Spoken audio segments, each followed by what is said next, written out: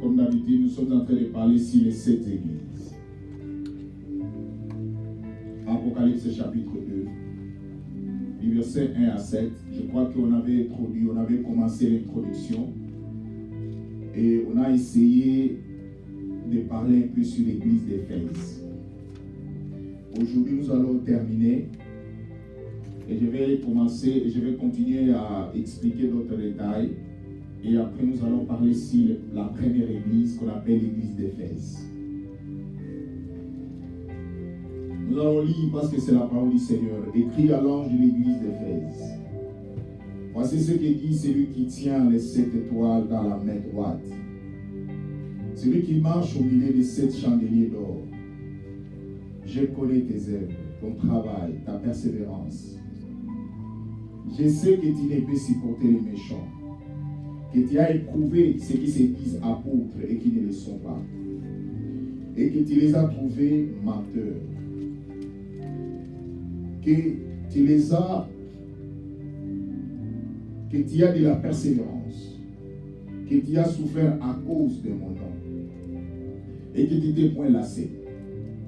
Mais ce que j'ai contre toi, c'est que tu as abandonné ton premier amour. Souviens-toi donc d'où tu es tombé. Répands-toi. Pratique tes premiers œuvres, sinon je viendrai à toi. J'ôterai ton chandelier de sa place, à moins que tu te répandes. Tu as pourtant ceci, ce que tu es, les œuvres de Nicolaïte. Œuvre que tu es aussi, œuvre que j'ai aussi. Que celui qui a des oreilles entende ce que l'Esprit dit aux églises. À celui qui vaincra, je donnerai à manger de l'arbre de vie qui est dans les paradis. L'église. Fermez vos Bibles et suivez ce que je vais vous parler ce matin. Nous sommes en train de parler sur les 7 églises. Pourquoi Dieu nous a donné cette occasion de parler sur les églises? Parce que l'église, je vous ai donné l'explication, ce n'est pas les 4 nids. Selon la pensée biblique, l'église, c'est le peuple. C'est un groupement de gens appelés horde. Et je vous ai expliqué dans l'Ancien Testament, on appelait l'église chorale. C'est l'an 70 avant Jésus-Christ. Et lorsqu'ils sont arrivés dans le Nouveau Testament, il va donner l'église le mot ecclésia. Je vous ai aussi expliqué, la Bible est écrite dans 3 langues. Parce que nous sommes en train maintenant de vous donner les enseignements. Parce que vous devez être une église assimilée. Une église qui a des bons fondements. Selon Actes des Apôtres, vous allez voir que l'église primitive, c'était une église qui était enseignée dans l'enseignement des apôtres. Je vous ai dit pas les enseignements, mais l'enseignement au singulier. C'est-à-dire la personne de Jésus. Et l'église était assise dans la communion fraternelle, dans la fraction du pain et dans la prière. Voilà les 4 choses qui font la force de l'église. Lorsque dans une église, nous ne sommes pas enseignés. Lorsque dans une église, il n'y a pas l'amour fraternel. Et je vous parle, rappelez-vous quand je vous ai aussi expliqué les 4 sortes d'amour qui existent dans le monde. Agapé, philéo, éros et l'amour brisque. Et vous allez voir que dans l'église primitive, il persévérait aussi dans la fraction du pain, qu'on appelle la Sainte Seine. Et enfin, dans la prière. Et je vous ai aussi expliqué les 4 piliers de l'église et les chiffres 4. Et je vous ai donné aussi la signification de chaque chiffre dans la Bible. Parce que la Bible que nous lisons est la parole parlée de Dieu. La Bible n'est pas comme des livres que nous lisons. Et je vais vous donner un secret, peuple de Dieu. La Bible, c'est un livre lorsque vous le voyez comme ça. Mais lorsque vous l'avalez, ça devient une autre chose. C'est pour cela que vous allez voir le nom de Jésus se trouve dans la Bible. Même lorsque vous êtes devant un démon, vous lui montrez la Bible, il n'y a pas d'impact. Mais lorsque vous prenez ce nom-là, vous l'avalez, et lorsque vous la pratiquez, c'est alors que vous aurez des effets. Et je vous ai donné, je suis en train d'expliquer à l'église. Vous devez être une église assis, ne venez pas à l'église comme d'habitude. Mais venez à l'église avec la connaissance de Dieu. Rappelez-vous, la Bible dit dans Osée chapitre 4, verset 6, mon peuple périt par faute de connaissance.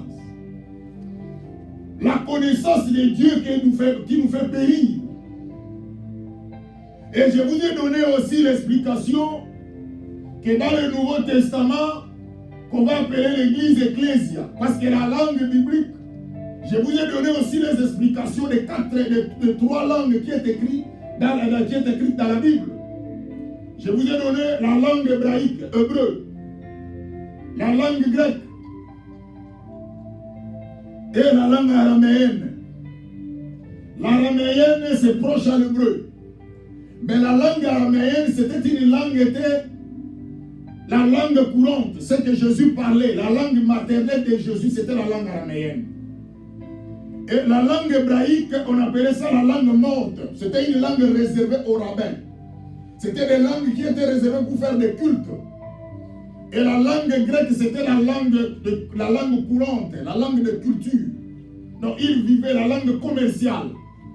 C'est pour cela que vous allez voir que la Bible que nous lisons est écrite en hébreu, en araméen et puis en grec. Et si vous regardez dans les cryptos de Jésus, quand Jésus est mort en haut là, on appelle ça crypto.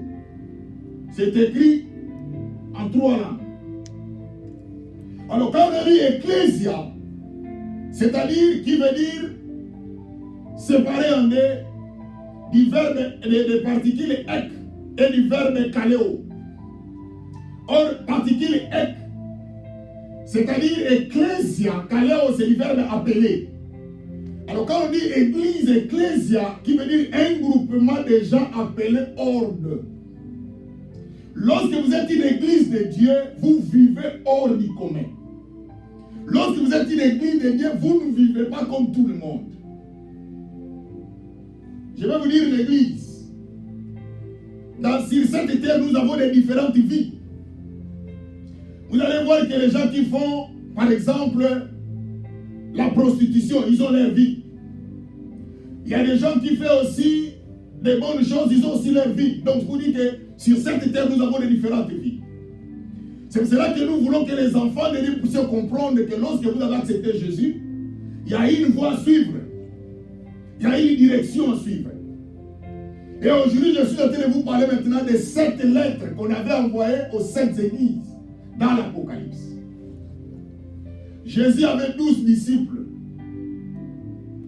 Mais après les 12, ils sont devenus 11. Parce que l'un d'eux qu'on appelle Judas Iscariote, il avait péché. Et il est allé se pendre. Il avait eu suicide. Et il devait être remplacé, selon un des apôtres, par Matthias. L'église, je suis en train de vous expliquer sur les 7 églises. Mais dans notre enseignement, chaque personne va se retrouver dans l'une des églises. Parce qu'il y a 7 églises qui se trouvent dans l'Apocalypse. Le mot Apocalypse qui veut dire tout simplement du mot grec révélation. Or, il n'y a pas une révélation sans l'inspiration. On ne peut pas parler de la révélation sans parler de l'inspiration. Parce que la révélation vient de l'inspiration. Quand Dieu vous inspire quelque chose, ça devient une révélation. Et la Bible nous dit, Jésus avait 12 disciples, mais vous allez voir que parmi les disciples, lorsqu'ils sont devenus des apôtres, je vous ai aussi expliqué que mon disciple veut dire écolier, celui qui apprend. Mais on ne reste plus, on ne peut pas rester toujours écolier ou disciple, mais il y a des étapes à franchir. Ils sont devenus les apôtres. Or, mon apôtre veut dire envoyé.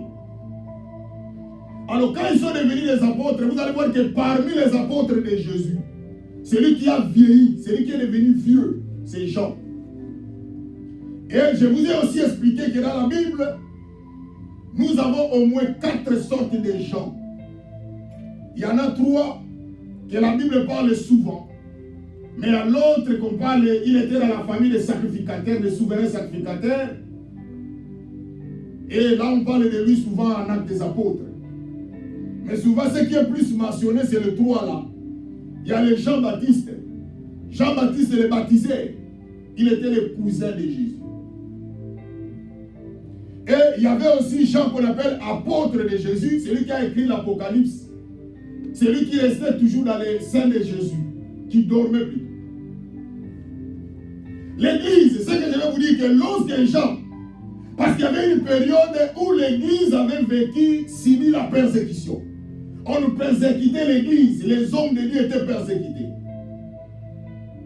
Et vous allez voir aussi dans les pays communistes et socialistes, c'est difficile à voir la Bible ou la parole de Dieu. Aujourd'hui, les choses évoluent. Mais auparavant, on ne permettait pas aux gens même d'avoir la Bible. Lorsque tu apprends que tu es un chrétien, on va te décapiter. C'est pour cela que, bien aimé, laisse-moi vous dire, vous n'êtes pas encore prêt à mourir pour Jésus. Et lorsque vous n'êtes pas encore prêt à mourir pour Jésus, laisse-moi vous dire aussi, vous n'êtes pas encore prêt de mourir pour vos enfants, même vos maris, vos femmes. La vie, il faut savoir que nous sommes des kamikazes. Les kamikazes, ce sont l'expression qu'on utilise, les gens qui sont prêts à donner leur vie pour les autres. Maman, dans la vie, il n'y a pas une vie sans risque. Ma soeur, il n'y a pas une vie sans risque. Lorsque nous allions au travail, pour aller travailler, c'était un risque. Tu es un kamikaze, tu donnes ta vie, tu risques. Tu conduis dans des conditions difficiles pour aller au travail afin d'avoir quelque chose pour aider ta famille. Tu es un kamikaze. Et lorsque les gens, parce qu'ils persécutaient les chrétiens, les hommes de Dieu, les apôtres, on les tuait, Jean a pris fuite. Il est allé dans l'île de Patmos. C'est là que Jean va avoir la révélation sur l'Apocalypse. Et l'île de Patmos, c'est là que Dieu lui a révélé les choses que je vous parle ici sur l'Apocalypse.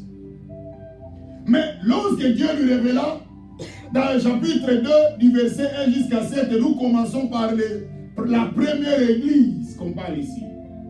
Je vous ai dit que dans l'Apocalypse, il y a 7 églises. Il y a Éphèse, il y a Smyrne, il y a Pergame, Thyatire, Sardes, Philadelphie et Laodicée. Et dans les 7 églises, il y avait des lettres qu'on avait envoyées dans chaque église. Et pourquoi l'avait envoyé dans cette église des lettres, c'est pour voir les comportements, chaque église se comportait. Et c'est pour cela aujourd'hui, nous sommes en train de parler sur la première église qu'on appelle l'église d'Éphèse. Souvent vous lisez les épîtres éphésiens. Ce sont les habitants qui habitaient dans l'Éphèse. L'église. Nous venons de lire avec vous. Dieu parle maintenant, il dit, écrit à l'ange de l'église d'Éphèse. L'ange qu'on appelle l'envoyé. Mon ange veut dire aussi envoyé. Un serviteur de Dieu dans l'Ancien Testament et même dans le Nouveau Testament, on les appelait aussi les anges. L'ange, c'est un envoyé. Quelqu'un qu'on a envoyé pour parler ou annoncer la parole, c'est un ange. Il dit, écrit à l'ange de l'église d'Éphèse. Voici ce qu'il dit, celui qui tient les 7 étoiles dans sa main droite. Celui qui marche au milieu des 7 chandeliers d'or. Là, on parle de Dieu. Laisse-moi vous dire, peuple de Dieu, vous êtes une église. Aujourd'hui, les gens, ils ont changé les choses. C'est ce que nous vivons aujourd'hui, ce qu'on appelle l'inversion des valeurs. Nous cherchons à gagner la vie sur cette terre. Mais nous ne cherchons pas à préserver notre vie future céleste. Dans notre tête, on a comme l'impression que nous allons rester ici éternellement. C'est ce que nous pensons. Mais nous oublions que nous sommes des voyageurs sur la terre. Un jour, nous allons quitter cette terre. Je vous ai dit ça, et chaque fois je répète ça. Nous connaissons même nous tous l'histoire qui est en train de se passer maintenant dans les pays où il y a la guerre, à l'Ukraine. Les gens là n'ont pas demandé la mort. Mais à cause des conflits des autorités, c'est le peuple qui en pâtisse. Maman, tu peux tout laisser. Notre problème que nous sommes en train de parler, même moi qui vous prêche, on ne peut pas éviter la mort, qu'on ne vous trompe pas. Mais nous venons ici pour que le jour que la mort va arriver dans ta vie, que tu ne subisses pas la mort éternelle. Parce que je vous ai parlé que nous avons 3 sortes de morts. Nous avons la mort physique. Nous avons la mort spirituelle et nous avons la mort éternelle. Lorsqu'une personne n'a pas le Seigneur dans sa vie, il est mort. Je vous ai donné 1 Timothée 5, 6, il dit, celle qui vit dans le plaisir est morte, quoique vivante. Il y a la mort physique que nous subissons aujourd'hui, que tu as vieilli, l'âge dit c'est fini, il faut que tu partes. Mais nous oublions que, hormis les deux morts là, il y a aussi notre mort qu'on appelle la mort éternelle. Mais ce qui est curieux, les deux morts là, spirituelles et éternelles, ne proviennent que de la vie physique. Lorsque tu es encore vivant, tu as encore la souffle de vie, profitez d'effrayer ton chemin. Profitez d'arranger ta vie. Parce que la mort spirituelle peut arriver dans ta vie. C'est pour cela un jour je vous ai prêché. Ou un verset de Bible qui dit, par ta faute tu perdras l'héritage que Dieu t'a donné. L'héritage que la Bible parle, ce n'est pas l'argent que tu as. Ce n'est pas les habits que tu portes. Ce n'est pas les histoires qui se trouvent dans ta maison. Mais l'héritage que la Bible parle, c'est la vie éternelle. Lorsque nous sommes encore vivants, maman, arrange-toi. Ma soeur, arrange-toi. Comment arrangez-vous? C'est simple. Je vous ai prêché le mystère de la croix. La croix qui veut dire verticale et horizontale. Ce qui est horizontal veut dire être en bonne relation avec ton prochain. Horizontal, c'est-à-dire vertical, c'est-à-dire être en bonne relation avec Dieu. Mettez ça à votre tête, c'est ça la croix. C'est ça le mystère de la croix. Chaque jour, lorsque vous vous réveillez, dites-vous, est-ce que j'ai un problème avec mon frère ou ma soeur? Non. Est-ce que j'ai un problème avec Dieu? Non. C'est ça le mystère de la croix. Et il parle maintenant, il dit, je connais tes œuvres, ton travail, ta persévérance. Je sais que tu ne supportes pas les méchants et que tu les as éprouvés, ce qu'ils disent apôtres et qui ne le sont pas. Dieu est en train de féliciter l'église d'Éphèse. Cette église d'Éphèse, l'apôtre Paul même a passé 2 ans dans cette église. Il a travaillé dans cette église. Vous le verrez même dans Actes des Apôtres. Qu'on appelle Actes du Saint-Esprit. Parce que le temps est arrivé maintenant à l'église, je dois vous enseigner des choses. Parce que nous ne voulons pas être des chrétiens flottants. Mais nous voulons être des chrétiens assidus. Parce que ce qui a fait la force de l'église plus primitive, c'était l'enseignement. Il faut que vous puissiez être les peuples enseignés. Et je vous donne aussi la grâce que Dieu m'a faite. J'ai étudié l'hébreu et le grec. Donc je connais d'autres choses selon leur sens originel. Et c'est pour cela qu'il faut que je vous aide maintenant, peuple de Dieu, à comprendre pourquoi vous êtes à l'église. Évitons dans notre vie de faire les choses comme les enfants. Évitons l'enfantillage. Mais faisons les choses comme des responsables. Posons des actes responsables. Il dit, je connais, Dieu est en train de connaître. Bien aimé, laisse-moi vous dire, tout ce que nous faisons, Dieu reconnaît ce que nous faisons. Dieu nous connaît. Il dit que tu as de la persévérance, que tu as souffert à cause de mon nom. Bien aimé, nous avons souffert à cause du nom de Dieu. Un jour, je vous ai donné un témoignage. Je restais avec un frère. C'est un frère que je l'aime, même jusqu'aujourd'hui. Mais malheureusement, on ne s'est pas encore vu quand j'étais en voyage. Mais c'est un serviteur de Dieu. Les gens sont venus, il m'a dit, si les gens viennent me chercher, toi dites-les que je ne suis pas là. Pendant qu'il est là. J'ai resté avec lui, je vivais avec ces frères-là. Je lui ai dit, voulez-vous que je parle de ces gens-là quand ils seront ici que tu n'es pas là? Il dit oui. Je dis, mais pourquoi pas toi-même tu puisses leur dire que tu n'es pas là? Il dit non, je veux que toi tu les dises que je ne suis pas là. J'ai dit ok.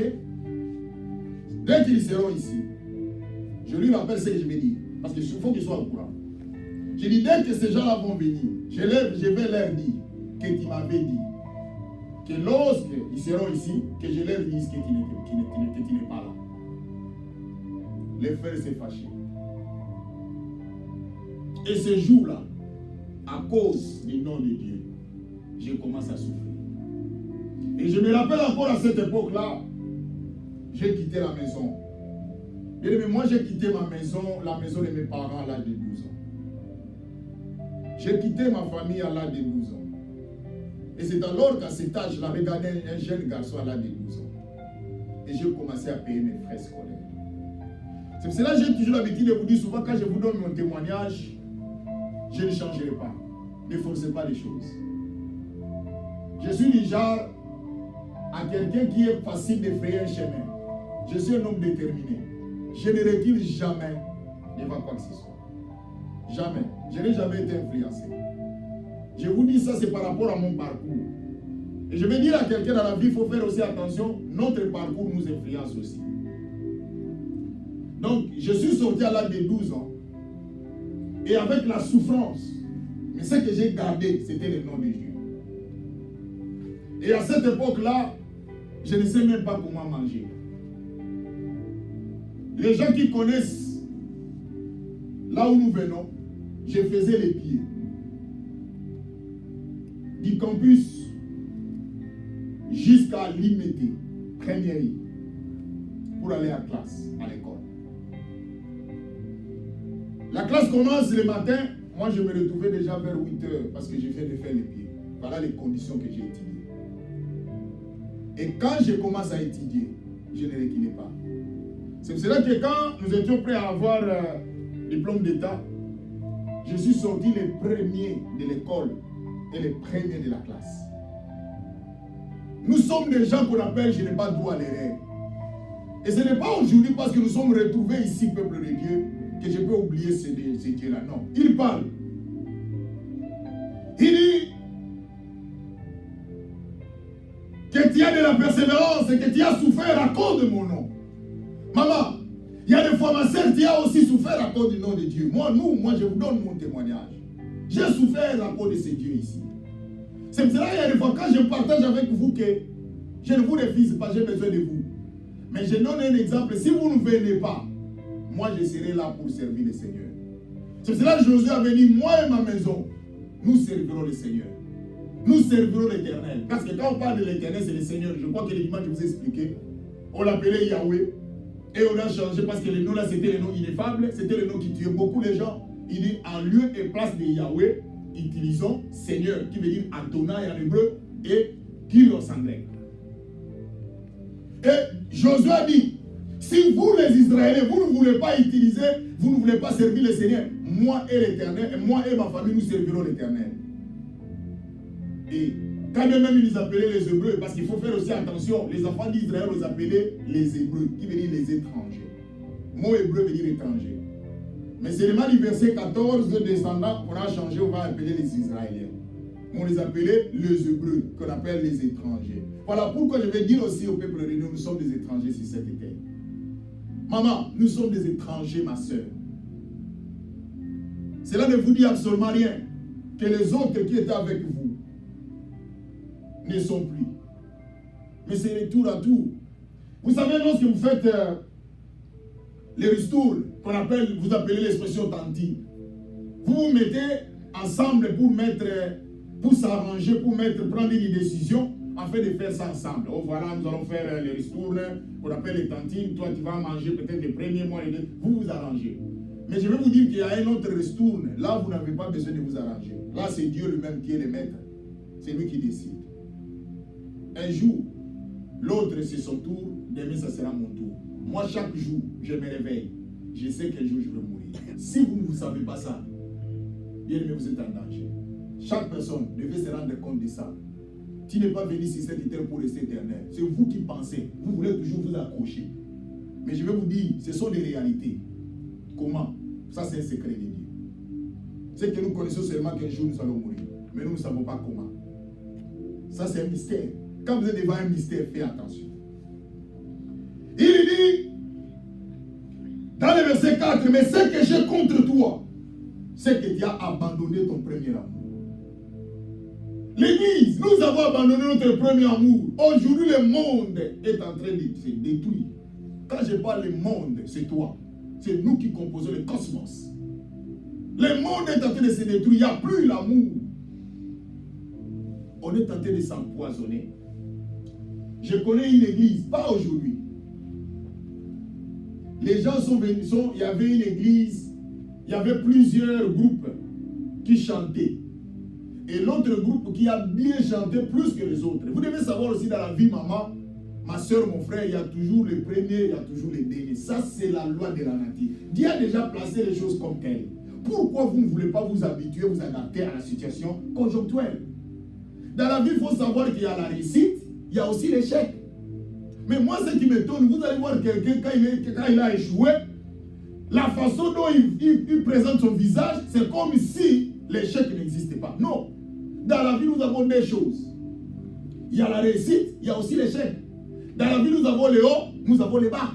Mais si vous ne vous rendez pas compte de ça, est-ce que vous êtes normal ou vous êtes humain? Les autres ont chanté très bien.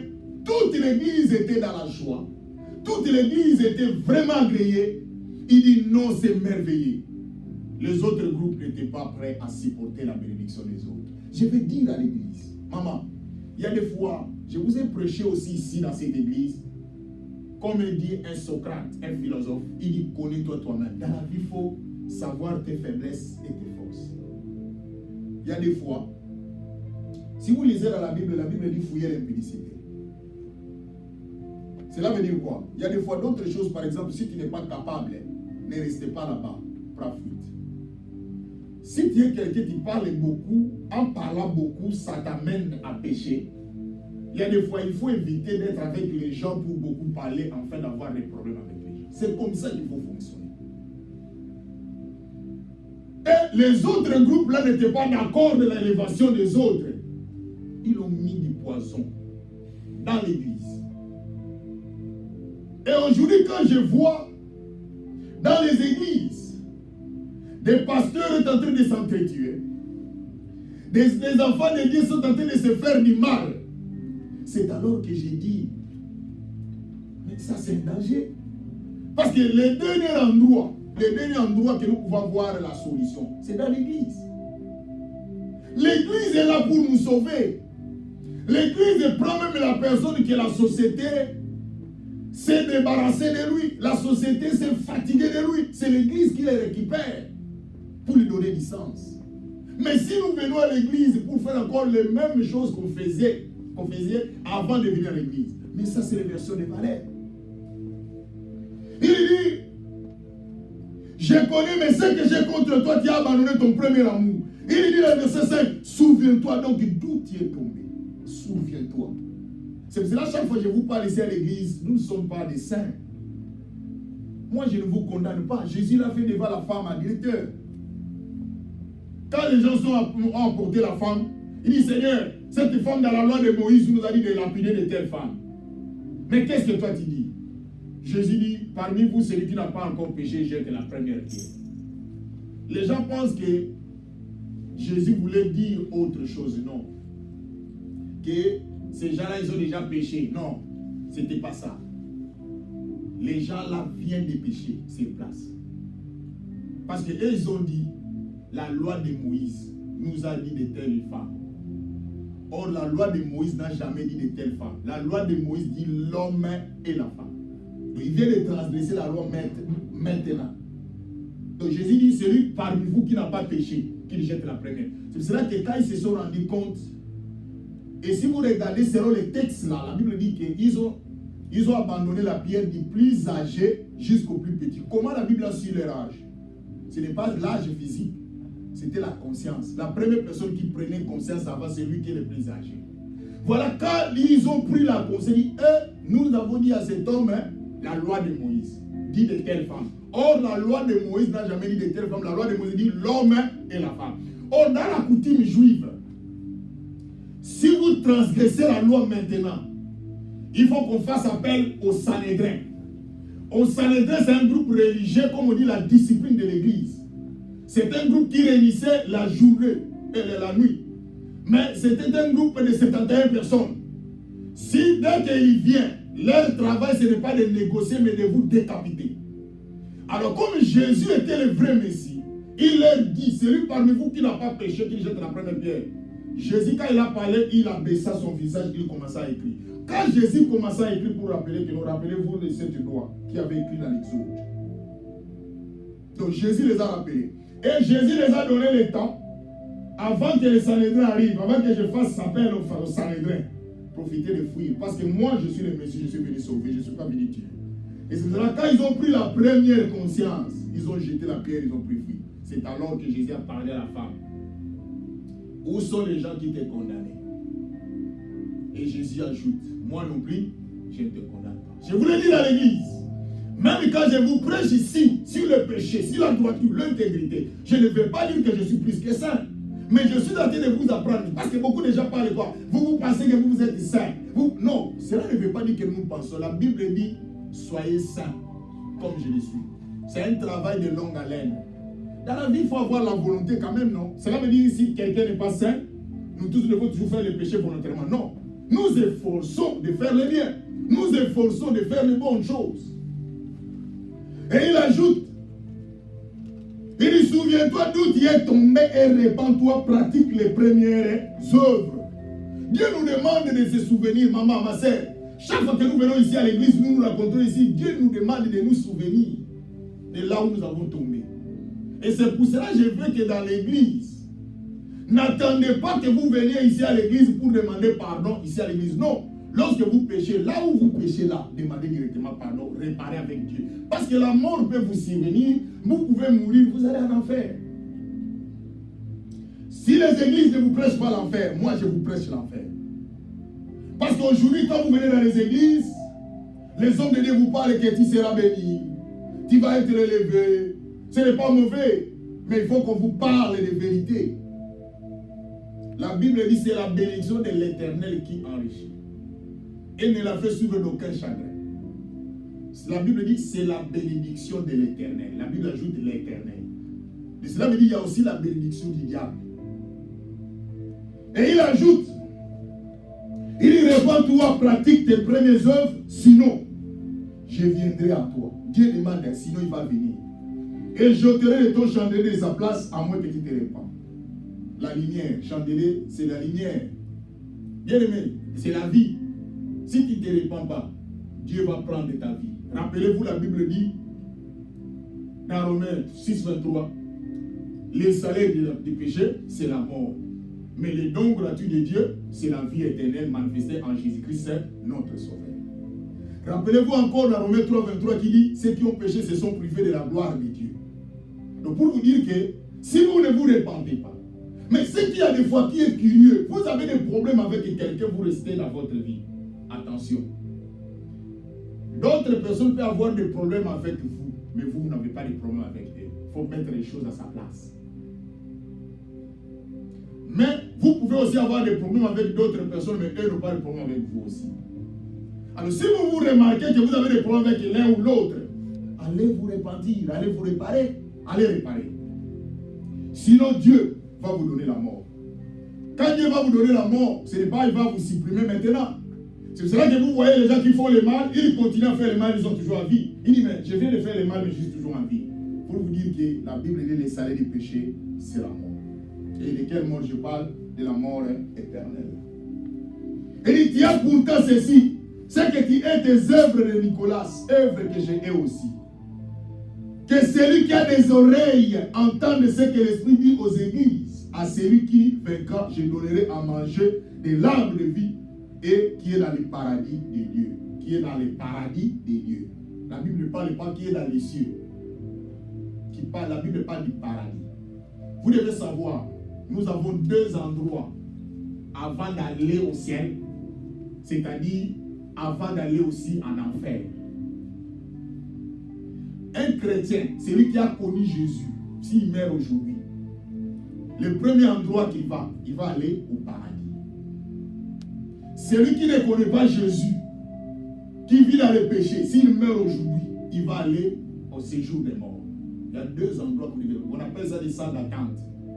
Avant d'aller maintenant dans l'enfer pour vivre l'enfer. Avant d'aller au ciel pour vivre le ciel. Voilà l'église.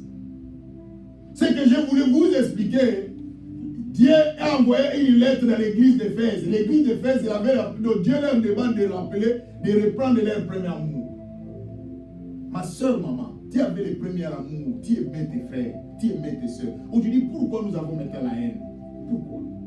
Chaque fois, je vous dis et je vous fais réfléchir, ma maman, mes mamans, mes soeurs, soyez responsables. Hier, j'ai parlé avec mon cousin.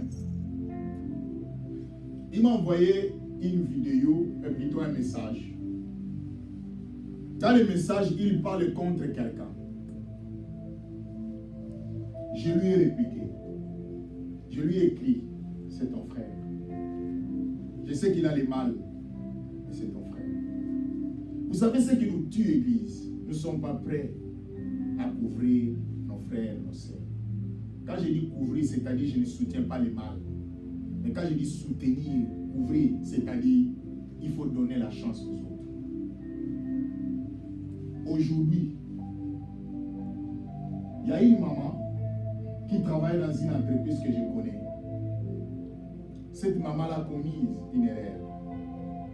L'autre frère, son frère, est allé l'accuser. Et on l'a chassé du travail. Qu'est-ce que vous allez gagner? Qu'est-ce que vous allez gagner? Vous pensez que ce que vous avez fait, on va vous donner des grades? Et des fois, il faut réfléchir, non? Vous pensez que lorsque vous détruisez la vie de ces couples-là, ou vous détruisez cette église-là, ou vous détruisez cette famille-là, ou vous détruisez cette personne-là, qu'est-ce que vous allez gagner? Pourquoi vous êtes en train de vous accumuler les problèmes? Pourquoi?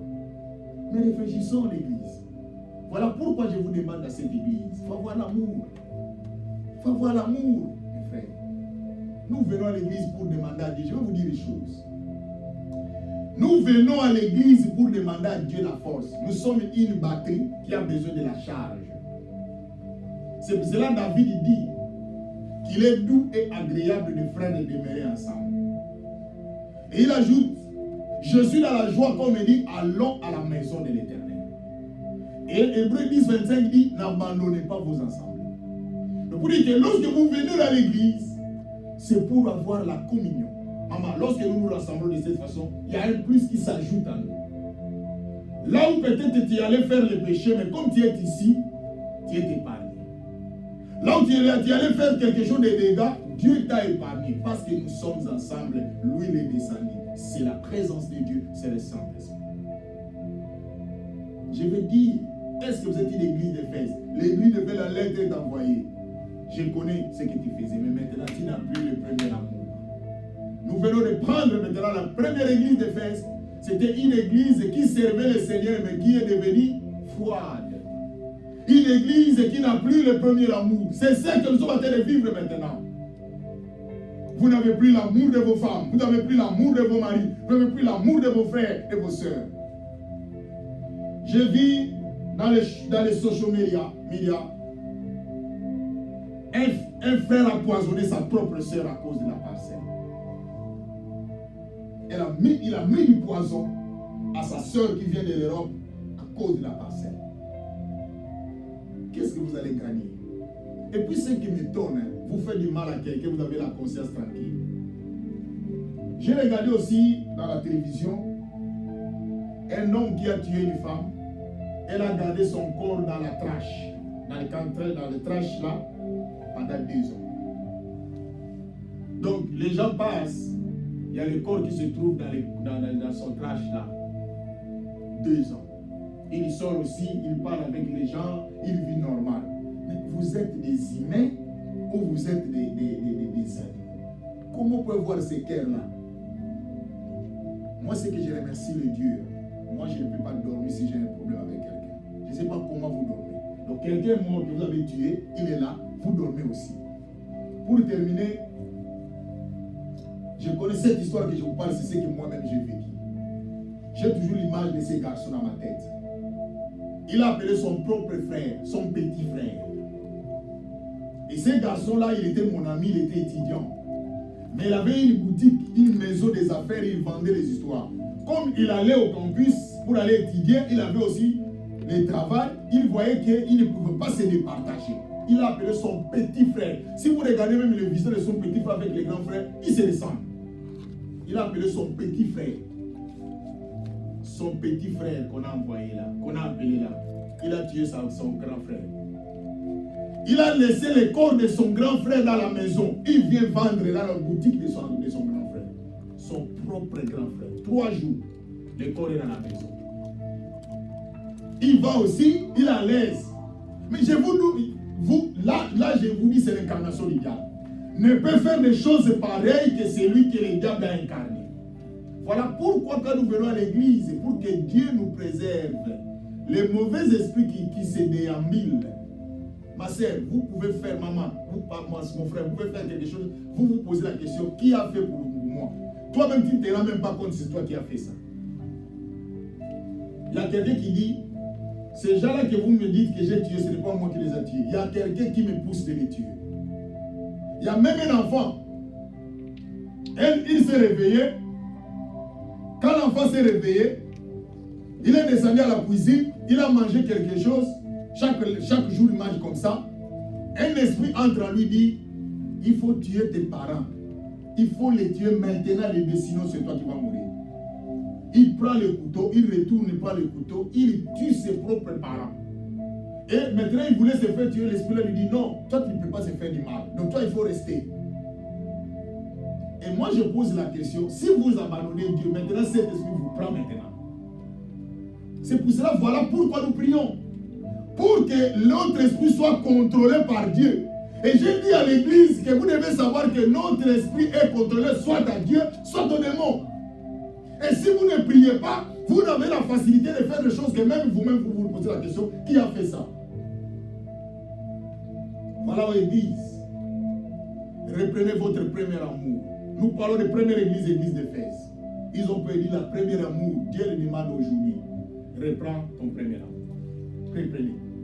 Ma soeur, tu aimais le Seigneur, mon frère. Maman, tu aimais le Seigneur. Tu étais là. Regardez aujourd'hui. À quelle heure nous avons commencé à servir le Seigneur? Jusqu'à 30 minutes de retard. Reprenez votre premier amour. Reprenez votre premier amour. L'église. Je vous parle aujourd'hui de l'église d'Éphèse. Je vous demande de reprendre votre premier amour. Maman, reprends ton premier amour. Ma soeur, reprends ton premier amour pour le Seigneur. Il dit, mais ce que j'ai contre toi, c'est que tu as abandonné ton premier amour. Vous avez abandonné le premier amour que vous avez. Même aujourd'hui, ce que nous vivons dans les couples, tu as ta femme, l'amour là que tu avais. Un jour, je vous donne un témoignage. Un jour, ma femme me dit, je vois comme si tu n'as plus l'amour que tu avais lorsqu'on a commencé notre relation. Je lui ai dit, tu ne me connais pas. Je n'ai pas changé. C'est seulement le travail dans ces pays qui nous fait ça. Vous réalisez cet amour-là parce que là-bas on ne travaille pas. Mais si vous travaillez tellement, vous êtes fatigué. Je me réveille à 4 h du matin pour retourner à la maison à 19 h. Dès que je me mets quelque part, je pars fatigué. Parce que demain encore, je vais me réveiller à 4 h du matin. C'est vrai qu'elle a raison de dire que je ne vois plus cet amour-là qui était auparavant. Je dis ça, c'est le même amour. Mais c'est seulement la différence. Là-bas, on ne travaille pas, ici, nous travaillons. Je vais dire à quelqu'un, reprenez votre amour que vous avez pour vos femmes, pour vos maris, pour vos parents, même pour votre église, même pour votre vie. Nous allons fermer nos yeux et nous allons demander à Dieu. L'église d'Éphèse, peuple de Dieu, l'église d'Éphèse,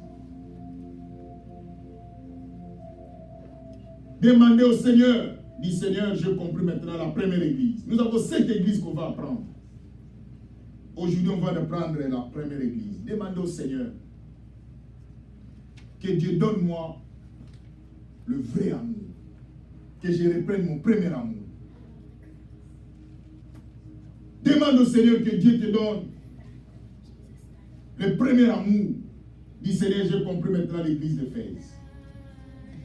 Dans le nom de Jésus. Prions le Seigneur. Parle au Seigneur, ma soeur. Dieu t'a donné la chance d'être ici pour entendre l'église d'Éphèse. Hey, Jésus. Il n'y a que toi, l'Éternel des armées.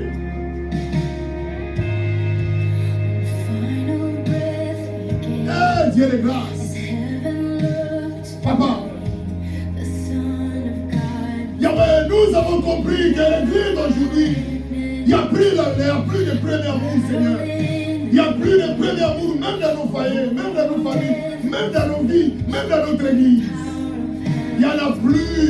Hey, Dieu de grâce.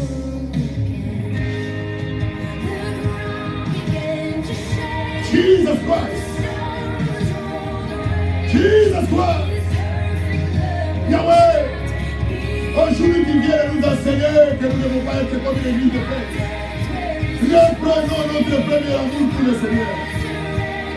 Yahweh, je vais te servir avec mon premier amour. Yahweh, je vais te servir. Hey, Jésus. Jesus Christ. Hey! Il n'y a que toi, l'Éternel des armées. Il n'y a que toi, l'Éternel des armées. Il n'y a que toi, l'Éternel des armées. Hey! He is alive. Jésus, Jésus, Jésus. Jesus Christ. Yahweh, nous avons perdu notre premier amour.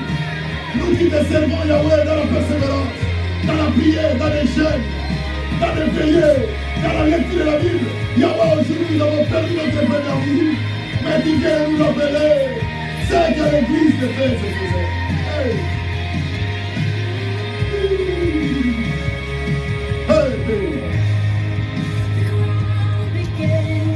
Yahweh, nous avons besoin de toi, papa. Nous avons besoin de toi, notre Dieu. God, we need you. God, we need you. God, we need you. Hey. Jésus, Jésus, Jésus.